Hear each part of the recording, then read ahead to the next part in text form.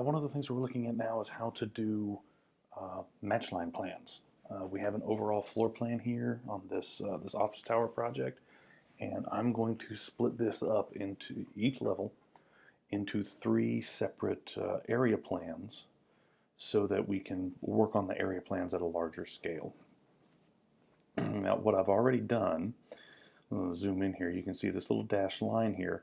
I have placed some scope boxes that define Section A, Section B, and Section C. I'm taking them out of order, but as you can see, that one right there should be Section C.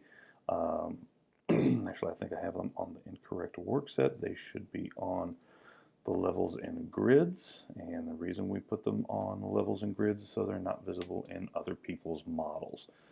So here we go. The first thing that we're going to do is we're just going to copy the level 1 floor plan. So I'm just going to go right click, duplicate view, and I'm going to say duplicate. Now you're going to think, now wait a minute, all I'm doing is a duplicate. How many duplicates am I going to have to make? Well, more than you think, but it's really not that difficult. It's much like setting up a project very first thing out. You do a little bit of work at the beginning and everything else just falls into place. So now I have this copy of level 1 HVAC. I'm going to rename this one. I'm going to call this, I'm going to put an EA in front of it for enlarged overall. And that's just so, again, all my view names can be linked and sort of lumped together here in the project browser. And my view name, you got to remember, view name does not have to match the name that goes on the sheet. So I can do something different here, but I don't want, I'll cover that in a little bit, but we are going to change the name, the title on the sheet of every single one of these views. What I'm going to do now is going to seem a little strange. I'm going to go into my view template. Right now I've got one set up for mechanical plan. I'm going to unselect, I'm going to stop including scale information. Great, I can't do that until someone is done working. The downside of doing this during office hours. And I can't do that either. I can't cancel. Cancel. It's not going to let me do anything. Oh, oop. That's just my request. Let's go ahead and do a save to central.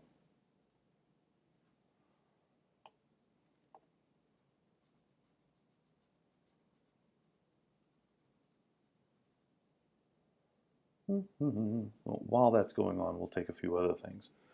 I'm going to right click, duplicate view, except this time I'm going to duplicate as dependent, and this creates, it's going to create another duplicate view of the overall ground floor, and you can see it's now put it in a collapsible list. This is intentional, it's on purpose. We want it to do this, so don't freak out. But I'm going to do this 2 more times, and the reason I'm doing it that way is because all 3 sections, Section A, Section B, and Section C, are going to be dependents of this duplicate of the level 1 floor plan. Why can't I do it off of the plan I'm using for my overall floor plan? Is because we're going to change the scale factor of all these views, which means that this view is going to have a different scale factor than anything else. Now that I have the 3 of these set up, I'm going to look at, some of you may remember, I'm going to look at my view list, and you can see that I have all my dependents and all my overalls. So what I'm going to do now, expand this list out here. I have another video where I put all this together, and it's on project setup of how I've listed all the views and I've grouped them all together in a schedule so that I can very, very rapidly look at all the settings associated with the views and make changes with them very quickly. So again, doing this on purpose. Each one of these is going to be a little different. I'm going to have a 1A HVAC. Highlight this. I have a 1B HVAC. And I want to have a 1C HVAC. So you can see now I've got a level 1, 1A, 1B, 1C for each one of the section plans. So now I go over here in the title on the sheet, and this is not overall, this is section A. I'm going to change this one.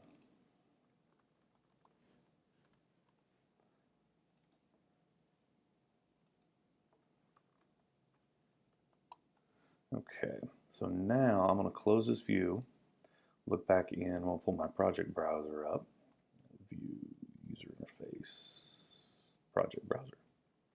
So now you can see I've got EA, and I'm using EA because it's a very short abbreviation for enlarged. Should be overall, but EO would be a little more accurate, but overall level 1 HVAC. And so I've got all three of these set up. What I'm going to do now is I'm going to open each one of these three views, scroll down in the list until I can see my scope box assignments, and I'm going to set each one to the appropriate section. So the level A1 is going to be set to that scope box. 1B is going to be set to box. And this is one of the great things about having scope boxes set up in your project if you're doing multiple level match line cuts, is that you can exactly duplicate what the boundaries are of these views, and level indicators and column grids will all perfectly match from sheet to sheet, or at least I should say from view to view. It's still up to you, the operator, to place these objects in the same position sheet to sheet. So it really does. It looks like it all matches out. Now here's one of the neat things I want to show you guys.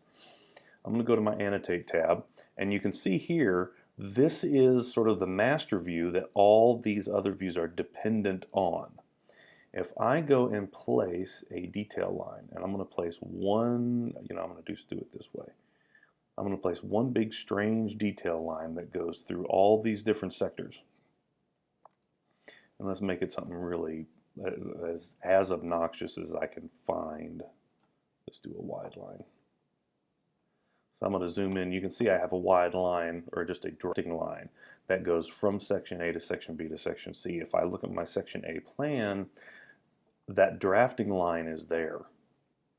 If I look at section B, that arc is there, and also with section C. This is the big difference between a dependent view and copy with detailing.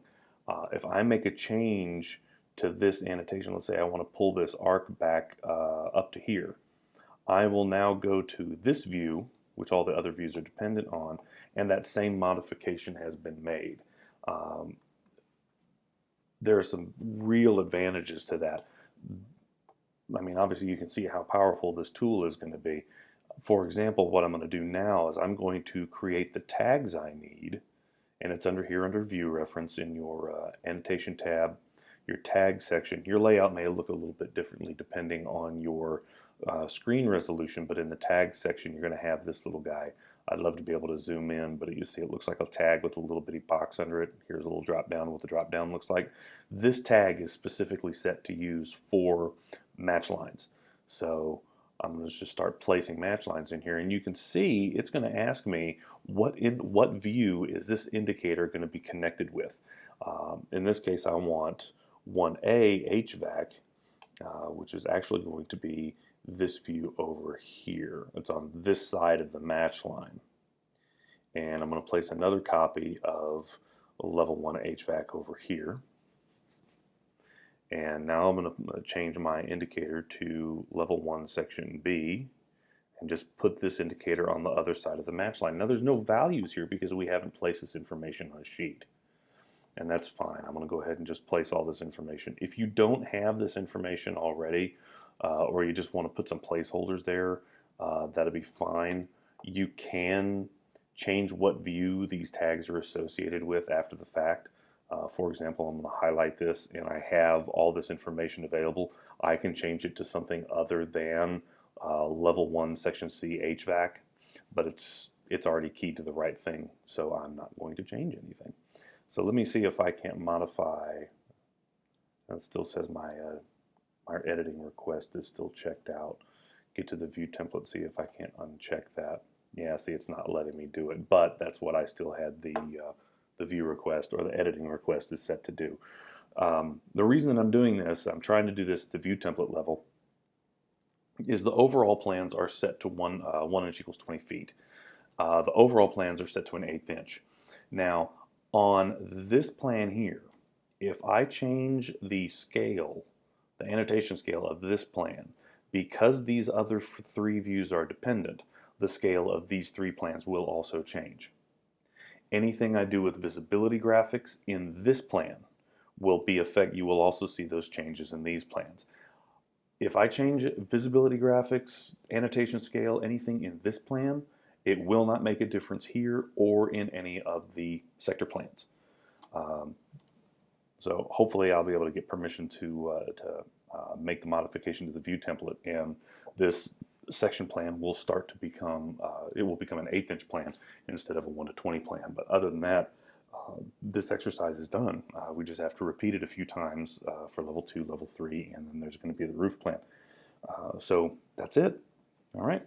Thanks a lot. See you later.